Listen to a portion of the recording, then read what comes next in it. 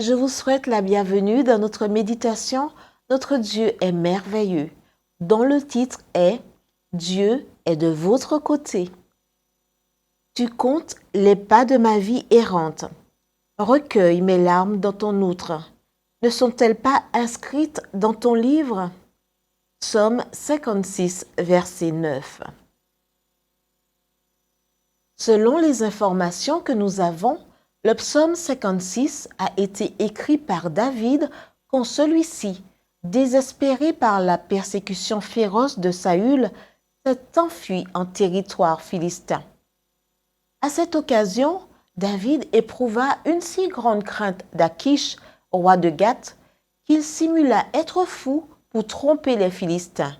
Voir 1 Samuel 21, verset 13. Le psaume 56 commence par un appel à la miséricorde.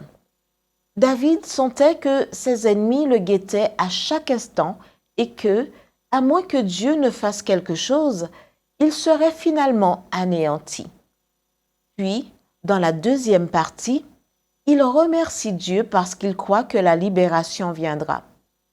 Au milieu des deux sections, il y a notre texte d'aujourd'hui. Tu comptes les pas de ma vie errante, recueille mes larmes dans ton outre. Recueillir des larmes dans une outre.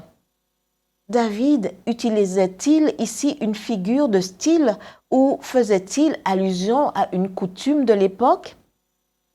Quand le docteur Lord Erickson, ou auteur du livre El Abrazo de Dios, l'étreinte de Dieu, a lu ce passage, il a contacté le personnel du musée archéologique Horn de l'université d'Andrews.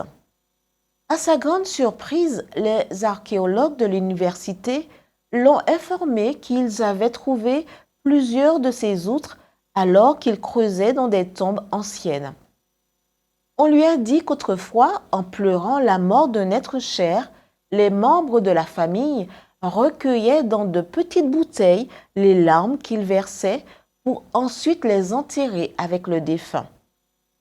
Le docteur Erickson raconte qu'il a visité plus tard le musée et qu'il a pu tenir une de ces bouteilles de larmes dans ses mains. Elle était vieille de plus de 2000 ans. Bien qu'il n'y ait aucune certitude que David se référait spécifiquement à cette coutume, nous savons que, dans ces épreuves les plus extrêmes, quand sa vie elle-même était en danger, il croyait que Dieu connaissait ses angoisses. David ne croyait pas seulement que ses larmes ne passaient pas inaperçues pour Dieu, il croyait aussi que l'aide divine lui arriverait au moment le plus utile. Alors mes ennemis reculent au jour où je crie. Psaume 56, verset 10, dit-il. Sur quelle base le psalmiste s'appuyait-il pour croire que Dieu connaissait ses angoisses et qu'il ferait quelque chose pour les soulager? Je reconnais que Dieu est pour moi, verset 10. N'est-ce pas merveilleux? Si vous pleurez maintenant à cause des nombreuses afflictions qui oppriment votre cœur, souvenez-vous que Dieu prend note de vos larmes et qu'au milieu de vos angoisses, il sera toujours de votre côté. Et avec Dieu de votre côté, qui peut être contre vous? Prions. Merci Père Céleste, car même mes larmes sont devant toi, et parce que tu me réponds quand je t'appelle à l'aide. Au nom de ton Fils Jésus. Amen.